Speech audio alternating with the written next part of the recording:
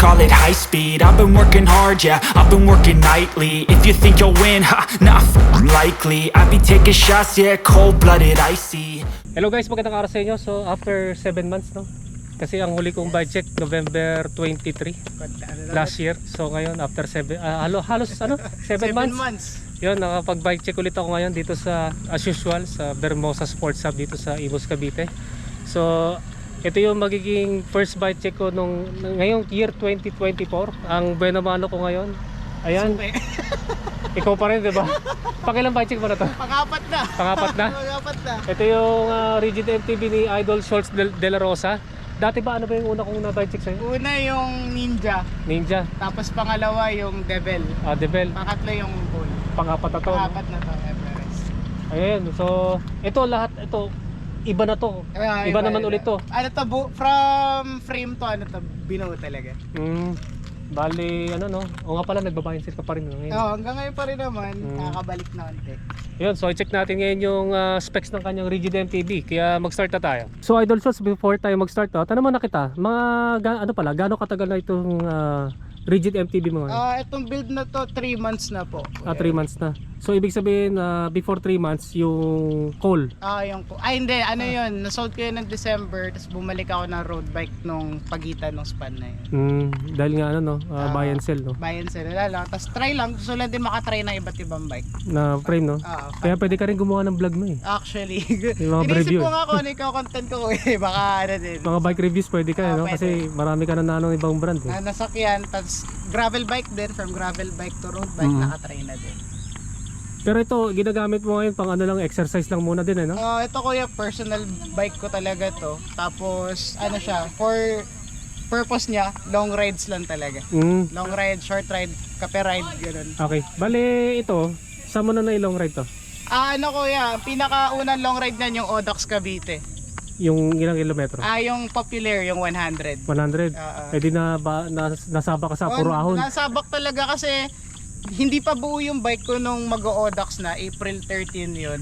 Tapos 4 days before lang na nabuo to. Kaya wala pa akong, di ko pa na-feel yung bike rekta agad Odax. Pero tingin ko naman nakayanan mo kasi mukhang ano eh. Ito kasi magaan yung frame tsaka yung fork eh. Magaan yung frame, tapos ito kargado yung kargado yung likod ko na nga. Kargado na yun, no? Tapos may granny pa ako. Pero pag benta mo ulit to, may balak ka bang ano? Anong balak mo? In the future ng mga bike na sa ngayon kuya, gusto ko pa rin talaga mag-try ng rigid. Kaso ang problema, ang ano kasi, hindi kasi kaya yung clearance ng binili kong 4060. Kaya nabibitin na ako dito. Mamaya tignan natin natin sa drivetrain section no. Yan, so ito nga yung kanyang details ng kanyang bagong Rigid MTB. So mag-start muna tayo sa kanyang XC Hardtail mountain bike frame. Ito yung ano no, Mountain Peak Everest 2. Apo, Ito yung pinakamagana frame na ginawa ng Mountain Peak Everest eh. 1,600. Hindi ba ano Pag somewhere there. Under 1.6 kasi under meron na akong 1.6. vlog dito eh. Yung Mountain Peak Everest 2 na XC Hardtail mountain bike frame, aluminum 6061. Ito pambansa ulit no. Pambansang brand. Yan Reliable eh. ano to? Ito pala medium no. Medium size 16 yung seat tube. Then siyempre tapered yung head tube. Yan full internal cable routing. Pang BSA threaded na bottom bracket shell, pang 31.6 mm diameter na seat post. Ito kasi itong frame na to, pwede both sa quick release at saka sa true axle. Ito naka-opted sa quick release no. Then ang disc brake caliper mount naman ito is post mount no. So next naman ito kanyang rigid fork, na-miss ko tuloy yung rigid fork na binenta ko kay Marvin. Yan puro rasa balugo. Shout out daw. Akala ko may mahanap na akong bagong model na mga ganito. Ito pa rin ang pinakamaganda para sa mata ko eh. Yan nga, puro rasa balugo. T800 daw ito eh, based dun sa online store sa Shopee o Lazada. Yun nga, pang gravel bike, pang 700C. Pero ano to no? Yan, napansin natin, 29er yung gulong mo. Yeah, 29er yung wheelset ko. Nagkasa no? Kasi dati yung 29x2.0 ko na grifter. Sa side pag 2.0. 2.0. Mamaya tingnan natin yung size ng gulong at yung clearance. Ilalagay ko na lang sa screen yung crown length at saka yung blade length ito. Ano ba yung kasi matagal na ako din nagbabike. Yung steering tube pala nito tapered no? tapered, then quick release yung dropout, then ang disc brake caliper mount din naman yan is post mount. Next naman sa kanyang cockpit, so ito yung kanyang MTB handlebar. Ano pala brand ito? Sagmit Brooklyn po. Okay, na aluminum, no? Aluminum. Ano pala yung lapad ito? 580 millimeters po. Yan, 580. Straight na may konting box fit. Yung diameter nito 31.8 mm. Ito pambansang grips to, no? Pambansa. Ayan, pambansang grips na 20 pesos grips. yes, pero maganda ang ano. Shopee. Pero Malambot, comfy, no? Comfy po talaga. Comfy talaga. Matibay. Matibay, no? Kahit si 20 pesos lang. Ayun, so next naman itong stem ni Idol, Tosik. Classic yung Pero alu carbon daw, pero alam ko sabi to, ano para to, aluminum lang. Aluminum lang. Carbon finish lang eh. No? Carbon finish. Yung haba nito tingin ko 100. 100 po, sakto. 100, no. Yung angle nito negative 17, no. Yan, natatanda ko pa kahit papaano. Then, oo nga eh. Next naman yung kanyang headset. Ano po ang headset niya? Mountain Peak to, no? Mountain Peak po. Pero iba lang yung ano, no, yung top cap, Yung no. top cap po. Yan, seal bearings. Yung kanya naman seat lamp, ayan, sagmit na aluminum Opo. na 34.9 mm ang diameter at ito ay Allen type. Ayan. Allen So next naman ito kanyang seat post, Roadwado. Roadnado daw nakalagay Ha? sa Shopee. Ano pangalan? Roadnado. N siya. Roadnado ba yan? Para double U eh. Italic lang daw yung N. Roadnado pala. Roadwado pagkabasa ko eh. Yun nga, gano'n pala kahaba rito? Yung 350. 350. Yan, zero setback na may dual bolt clamping system. Next naman, yung kanyang saddle, Sport. Speed Sport. Yan, malambot sa gitna, malambot and flexible, steel railings. So, yung feedback mo dito, comfort wise? Comfort wise okay, malambot talaga siya. Tapos maganda yung medyo flexible yung pinipili mo. Kasi 'di ba kahit yung mga carbon railing na iba or carbon saddle, may onting flex for comfort. So mas comfortable siya kasi na-absorb niya yung bumps eh. Okay. So ito alam ko budget lang to, magkano bili mo dito? Limutan ko na kuya, pero below 300 something lang. 'di ba? Mura na, comfy pa, ano? Mura na, comfy pa. Yan. Next naman proceed tayo sa kanyang drivetrain. Ito, akala ko pambansang drivetrain yung may babayche ko. Yung pala nakaano pala to, no? Long ride setup. Oo. Ito ay 2x11 to, no? 2x11. Yan 2x11, so may makikita na kayong front shifter, front derailleur, tsaka extra chain ring. Yan, ito kanya mga shifters ay Shimano Diore to, no? Apo, Diore M5100. Yan, M5100. Next naman sa kanyang front derailleur, social, Shimano Diore XT M8000. M8000. Na ito naman ay side swing, no? Side pull or side swing, yan direct mount. Yan kasi ito yung frame mount, pang direct mount eh. Next naman, proceed tayo sa kanyang crankset. Ito yung Goldix GX. Maliit na pala yung chainring mo, 38-28, no? Sabi mo kasi kanina gusto mo sana malaki. Ano pala naging problema? Bakit maliit, ano? Yung problema ko po, yung sa content ni Kuya Paulo Yamsuan, yung 4630. Yun yung gusto ko sana. Kaso ang problema po, yung FD ko. Kasi dahil direct mount siya, ang kaya lang ng sagad ng FD ko ay 38 lang. Kaya hindi na mataas pa.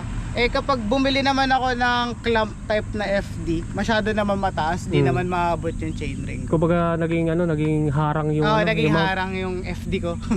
So kumbaga parang nagkamali ka siguro bili ng frame, no? Frame somehow. Kasi ang nakita kong ganun, yung pwedeng i-ganun, Everest 1 tsaka yung Saturn Janus. Kasi sila yung medyo makitid na clearance. At saka medyo marami kang option, may mga option ka sa FD. Ito kasi isa lang no?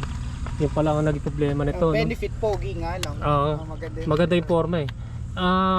Yung bottom bracket ito, yung Goldix din po. 170, 175. 170 po. Yung haba ng crank arm. Ito naman kanya ano nga ulit yung bottom bracket? Goldix din. Goldix din, no? Ito naman kanyang MTB clipless pedals ang tigas. Z-Ray o Z-Ride. Yan.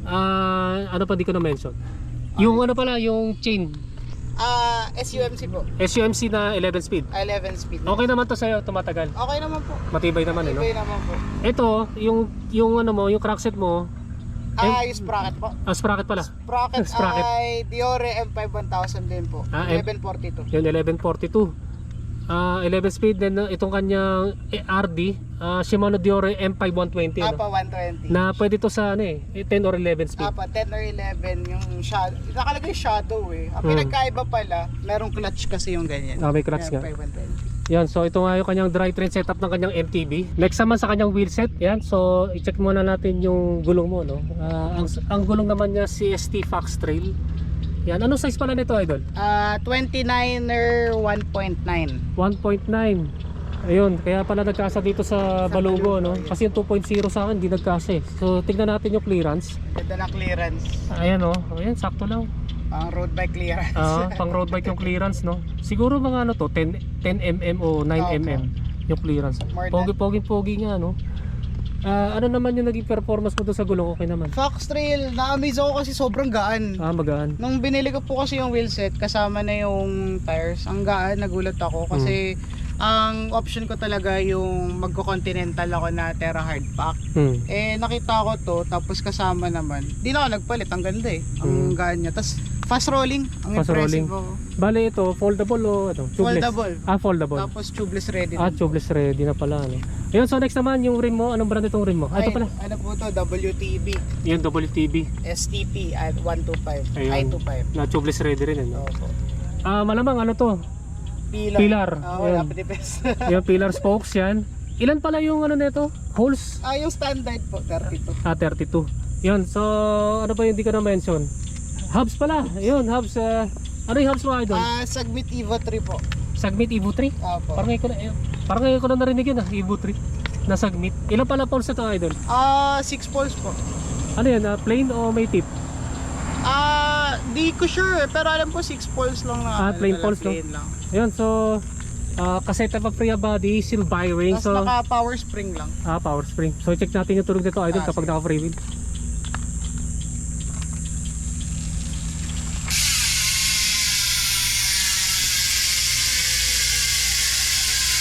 Mukhang rinig na rinig ko yung effective yung pagka power spring.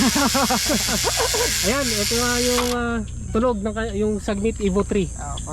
MTB hubs kapag naka free wheel. Then lasa lang sa kanyang brake set, Shimano MT200 o to MT200. yan, MT200 pambansang hydraulic brakes. Na maganda. At dual piston. Nasa lang sa kanyang rotors. Anong Shimano to, idol? Ano to? Shimano Pro. Pro? Opo yung rotors. Yung rotors. Yan, 160mm ang diameter harap at saka likuran. Opo. Parehas na ano pa nun? Fixed type. Tagal kasi di ako nag-check eh. Fixed type and bolt type disc brake rotors. So, idol Schultz, magkano yung cost nito? Yung FPD nito? Yung whole build cost nasa ano po, nasa 35-36 eh. Pwede na. Opo. Actually, na-impress ako sa weight ko kasi tinimbang ko siya. Yung electric, yung digital, saktong 10 kilo. 10 kilo. Pinaka gusto ko dito yung wheelset kasi ang gaan talaga ng wheelset niya. Kung hindi lang ako nakatubay, 9 kilograms tsaka yung sprocket ko malaki-laki pa din, kaya pa mag 9. Kaya yan. Ganun kasi yung kay Marvin eh. Mga Tas, 9 kilograms lang. Cockpit pa, all aluminum pa lang yung cockpit ko. Hindi Partida siya pa eh, no? carbon, opo. Yan guys, ito nga yung Mountain Peak Everest 2 Rigid MTB ni Idol Schultz de la Rosa. Yan guys, no, naiba-check na natin tong Mountain Peak Everest 2 Rigid MTB ni Idol Schultz de la Rosa. Yan nga, naka 27.5 na 29. 27.5 na frame, tapos 29er na gulong, no. So kung meron kayo tanong regarding dito sa kanyang Rigid MTB, i-comment na lang ninyo sa comment section down below. So Idol, mag-shoutout ka na. Ayun, shoutout pala sa girlfriend ko, hi Colleen. Tapos shoutout nga pala sa FB Marketplace, bilhin nyo na yung bike ko. Ayun na. Parang ads na rin Ads eh. na No? din. Yan, so maraming salamat sa pag-project ng MTV mo. Yan guys, maraming salamat sa inyong panonood. And don't forget na subscribe yung aking YouTube channel. Pakiclick na lang yung notification button para matotally notify kayo. Yan, din ako nung medyo nabulo. Yan guys, maraming salamat sa inyo and ride safe po sa inyo. Welcome back kuya. Hmm. Yun.